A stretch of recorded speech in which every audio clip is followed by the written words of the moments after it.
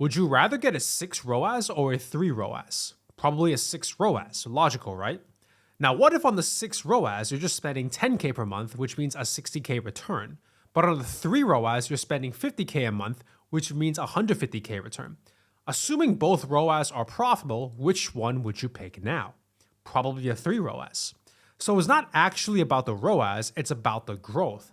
You see, if we're talking about growing a fashion or jewelry brand, the brand that can get the lowest ROAS while still being profitable will always outgrow the brand that's stuck in the I need a high ROAS trap, quote unquote. Because they are able to spend more, which means they're able to take up more ad space, which ultimately means they get the most customers compared to their competitors. I'm sure you get pitched by people all the time telling you that they can get you some outrageous ROAS and scale you to the moon, quote unquote, whatever that means, but it's all nonsense. Most people think it's about getting the highest ROAS possible. Well, anyone can do that by just retargeting and remarketing existing audiences and customers. But growth has nothing to actually do with getting the highest ROAS possible. It's about getting new customers at a profitable ROAS. It's a subtle but big difference. The former is about looking good on paper, right? The latter is actually about growth. Because the only way you can grow with ads is by getting new customers profitably. And the more you scale on new customers, the ROAS tends to be lower because you are reaching new segments of the market. You see, there are 3 segments of new audiences in the market, and by knowing how to profitably scale in each, the more money you'll make and the more customers you'll get. Brands who don't know these segments exist and how to scale in each typically see their ROAS and profit tank at a certain level of spend. They find something that works, then they increase their spend on what works, but then at a certain point, the ROAS and the profit margin just goes off a cliff and they don't know why. However, when they lower ad spend, the ROAS and profit comes roaring back. So they're stuck in this weird balance of not getting enough new people into their funnel, but also trying to be profitable at the same time. The reason why this happens is after a certain level of ad spend, they don't know they reached a new segment that needs a different approach to convert them. What works in one segment may not only work in the next.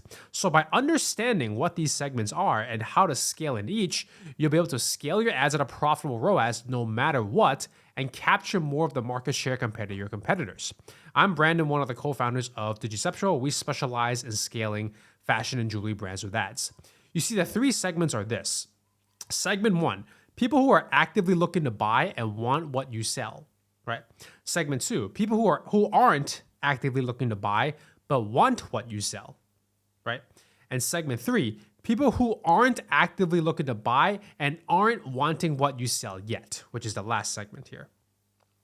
When most brands get initial success, it's because they're growing in segment 1, which is the easiest because they are actively looking and want to buy what you have, which means they have the highest desire to buy. But when they scale past segment 1 and into segment 2, it gets harder because their desire isn't as high as segment 1. And if some brands are able to scale in segment 2 and reach 3, it gets even harder because these people have little to no desire yet. That means the most growth and money comes from segment 3, because these people have the least desire out of the 3 segments. So if you're able to convert someone who wasn't looking to buy what you have and wasn't even wanting to buy what you sell in the first place, you technically unlock quote unquote unlimited new customers and growth potential. This is the reason why ROAS can go lower as you scale into segment 2 and 3, because the desire goes lower and lower. But if you're able to still scale at a profitable ROAS in each segment, getting new customers profitably from ads won't be an issue anymore. So how exactly do you do this? Well, this is how we do it.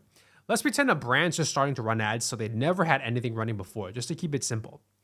What we do first is to test 15 new ads minimum for the first 7 to 10 days. With our experience, we already know what works and what doesn't in fashion, so our testing is fast-tracked. The ads are focused on their bestseller products because we know these products have demand already, which means if we advertise them, they will bring in the most customers. This also eliminates the product variable because we know these products sell. So if the ad doesn't convert, it's because of the ad, not the product, right? So the goal here is just to find multiple winning ads. Winning ads are ads that are getting new customers profitably. Once we have them, we just start scaling them immediately. So for example, if video ads are working really well, it's because segment 1 resonates with video ads for this brand. Now that covers segment 1, which is the easiest one since their desire is the highest, right? So it's test 15 ads minimum, find the winning ads, and scale the winning ads, right? And it's not rocket science. Now comes segment 2 and 3, where most brands struggle to scale it. The secret to scaling in 2 and 3 profitably is by testing and finding different types of winning ads. Different types of ads are like carousel ads, video ads, GIF ads, single image ads, DPA ads, etc. And towards the end of this video, I'll even show real-time examples of this from a client. The reason why we need this is because segments 2 desire is lower and segment 3's desire is even lower, which means how they buy is different from each prior segment. So in this case, if we rely just on video ads to scale in segment 2, it won't go very far because segment 2 buys differently compared to 1. Even more so for segment 3 compared to 2 and 1. So circling back to our example, we'll need to test and see if carousel ads scale in segment 2, single image ads, or GIF ads, etc. We have to test them all at the same time. This is done while we are still scaling the winning video ads, right? So let's say for this brand, carousel ads and single image ads are the winning ads from our testing. That means we are now scaling the carousel ads, single image ads, and the video ads in segment 1 and 2, while we keep testing iterations of them, of course. Then at a certain level of spend, we'll be reaching segment 3, and then we'll do the same testing for segment 3, so which is more testing to scale in that segment, right? Segment 3 will require the most testing to crack since these people have the least desire, but that's where all the money is. So once we crack this, which we have done many times already, the growth potential is near unlimited. Knowing these segments exist and how to scale each of them is how we've been successfully scaling our fashion and jewelry clients without the ROAS and profit going off a cliff for over 5 years. And here's a below the client example where we're scaling in segments 2 and 3 with different types of winning ads, and I'll show one example of each because we also have many iterations of them. We have more tests, but just to keep it simple, I'll show you. For example, carousel ads, right? You can see the arrow here. So we just like product, creative. Video ad, for example, this is one of the winning ones. And a single image ad where it's 4 images in one ad, which is still a single image, right? So now that you know this too, and if you apply it, you'll be one step ahead of your competitors when it comes to growth. If you want to see more actionable content like this to help grow your fashion or jewelry brand, check out the rest of our content on whichever platform you are watching this on.